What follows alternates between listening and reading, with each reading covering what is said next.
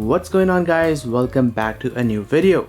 So finally, after saving up for almost a year, I am finally upgrading to a 4K display, and a big thanks to all my viewers. Without you guys, this would not have been possible. You guys are awesome. Okay, let's continue. So you guys already know that I use a 32-inch TV as my monitor. So this one is from Sony, but the thing is, this TV is 11 years old. Also, this one is only full HD, so 1080p, and I record my videos in 4K, so I cannot actually watch my own videos in 4K. So I guess this thing is due for an upgrade.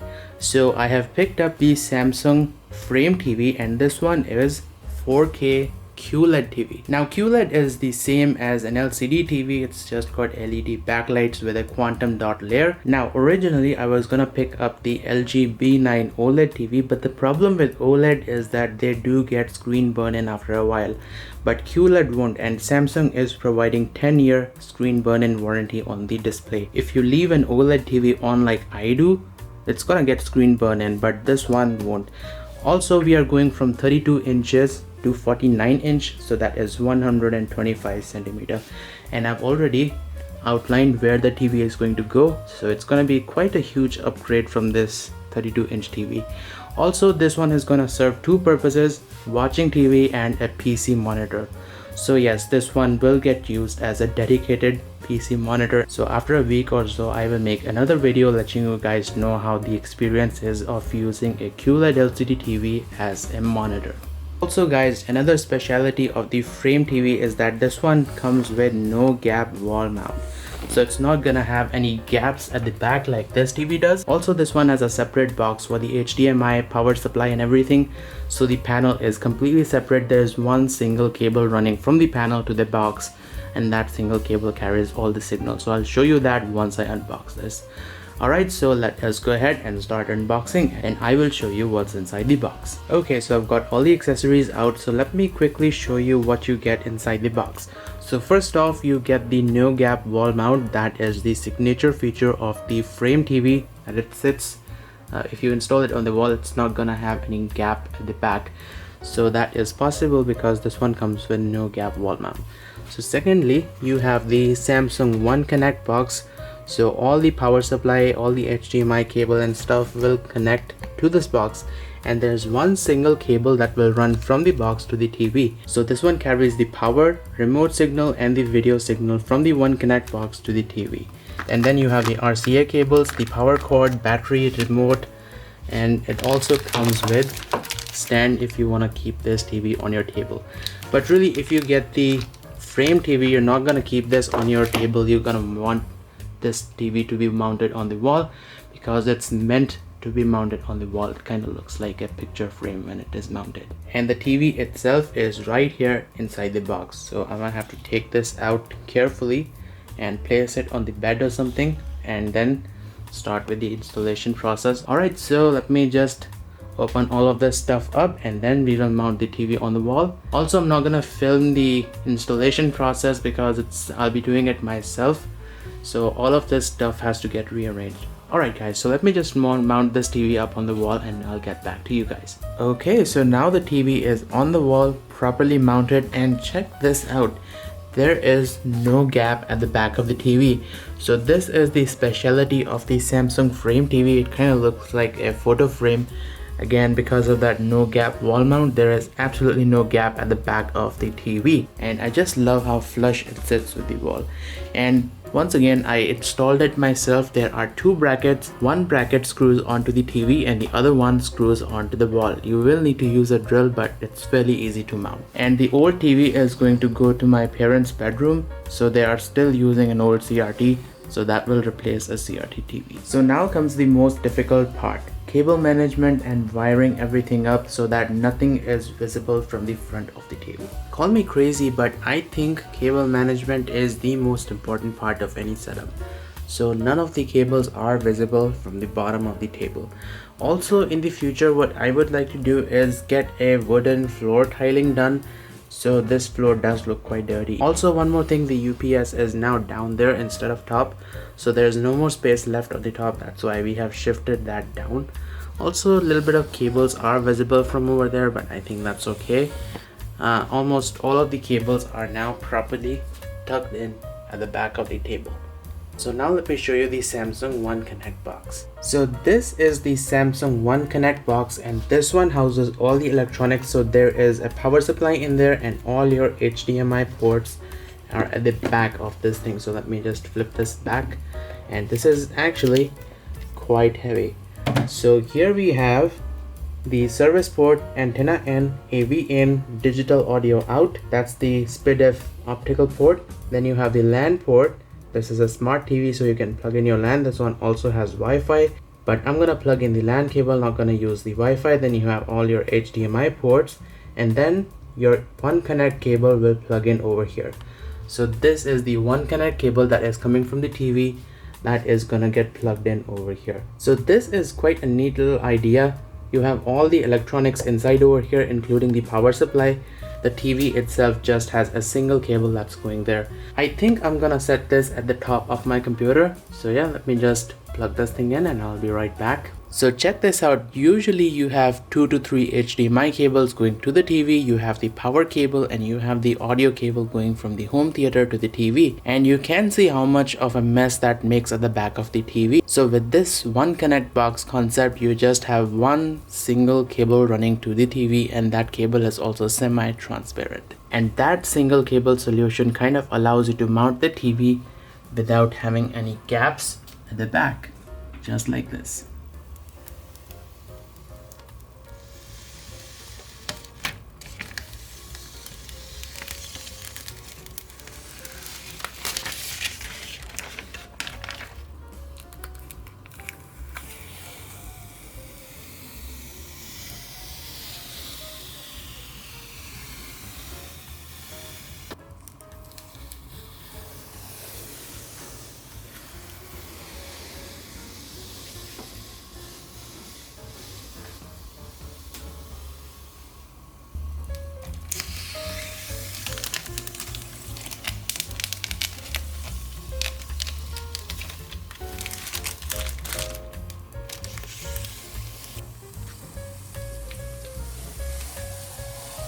Alright guys, the TV is now up and running, and this is how the new setup looks like.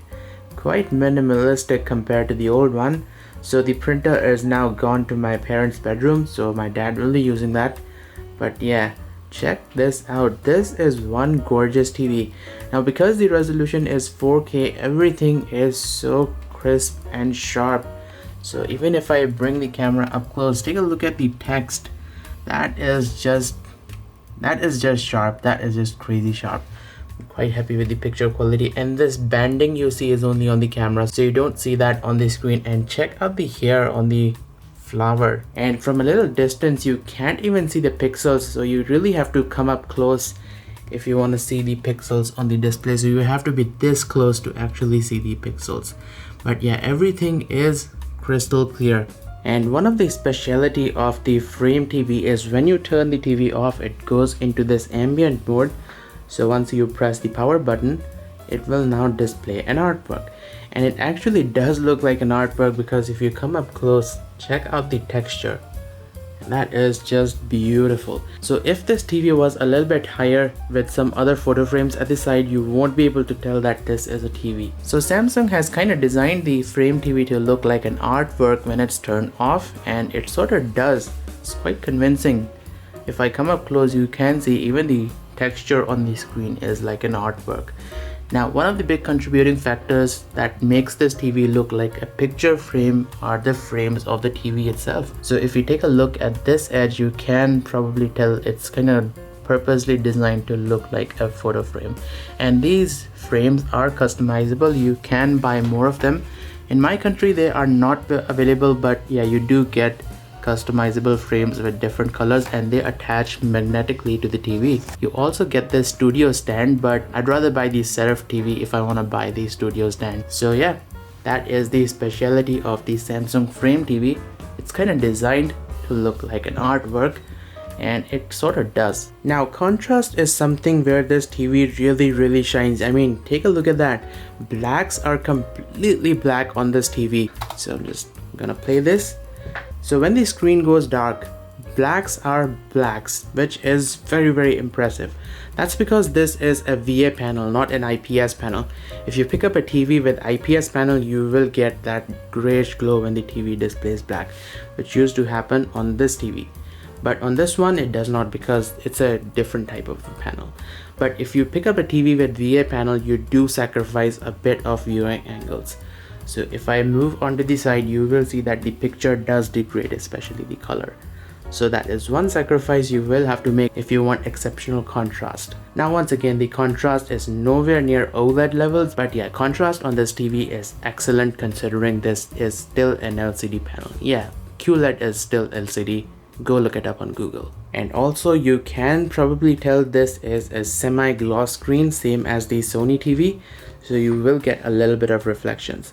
But one thing I want to say, that if you want to play games in 4K, you do need a bit of graphics power. So I've got the RTX 2070 and this graphics card is giving me about 45 frames per second in 4K running Shadow of the Tomb Raider, all settings maxed out. So RTX is also turned on and it is maxed out set at ultra. And one thing that has been bothering me are these cables. So these cables are running at the back of the table. So in the future what I might do is drill a hole over here and run these cables underneath the table, including these ones.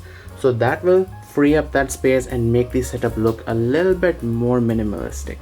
But yeah, so far so good, it does look pretty nice. So you guys may ask, how does it feel like to use such a big TV as a PC monitor? Well, it feels great. It's really nothing special, it's just an oversized 4K PC monitor. And there are very little changes that you need to do in order to make a TV work like a PC monitor.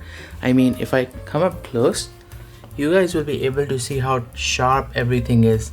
So because this thing is 4K, it's very difficult to see the pixels at a regular distance. And this is what I usually see when I'm sitting on my chair. So there are a few things that you need to do. First off, right click, go to display settings, and over here where it says change the size of text, apps and other items, make sure to select this to 125. It will go to 300%. At 300% everything is just way too big. I like to keep it at 125%. At 100% everything becomes too small, so at 125% it is perfect. Also, if you want to play games in HDR, you might want to turn this on, but I usually keep it off. And lastly, I have also increased the size of the mouse. So inside ease of access, you should go to cursor and pointer and increase the size of the cursor, otherwise it will be very difficult to see on a 4K screen. So that is pretty much all you need to do on your computer. The rest of this stuff is configured automatically. So the resolution is 3840 x 2160 at 60 Hz over HDMI. So all of this does get configured automatically. If it does not, go to NVIDIA control panel, make sure you select 3840 x 2160 at 60 Hz. So now let me show you my picture settings on the TV. Inside the picture settings, I have reduced the sharpness to 7%. This was set to 13, I think. I reduced it to 7 and that's okay. All these other settings will be automatically disabled. You should keep all of these settings disabled, especially the picture clarity settings. This is important because you don't want this LED clear motion and judder reduction to be turned on when you are using this as a PC monitor to get the best kind of experience. Also, film mode, contrast enhancer, all of these settings are also disabled. Also inside the general settings, go to external device manager and make sure input signal plus is turned on for the HDMI port where you have connected the computer. So this is also very important. If you don't turn it on, you won't be able to play games in HDR. So those were pretty much all the tweaks that you need to do on this TV to make this work as a proper 4K PC monitor. And it does work as a fairly good quality PC monitor. I mean, the text and stuff is sharp, and I do particularly enjoy editing videos on this. Because it is 4K, you can fit a lot of content on one screen. And everything is nice and sharp. All the smallest details are visible on the TV. Now guys, this is not a review of the TV. The review of this TV will come later next week because I actually have to use the TV in order to get to know how it works. But I'm gonna quickly show you all these smart features.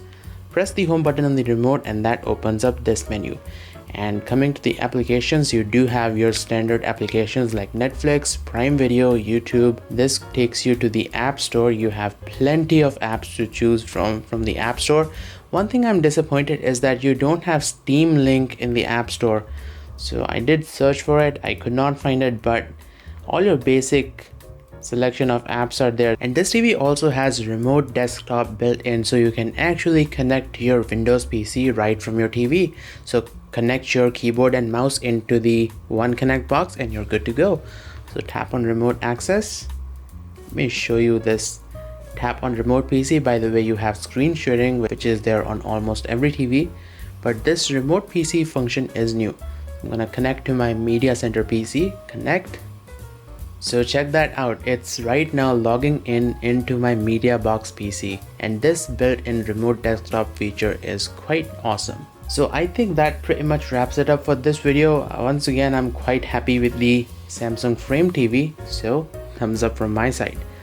And do stay tuned for my in-depth review of this TV that will come later next week, but I have to get to know the TV first before making a video like that.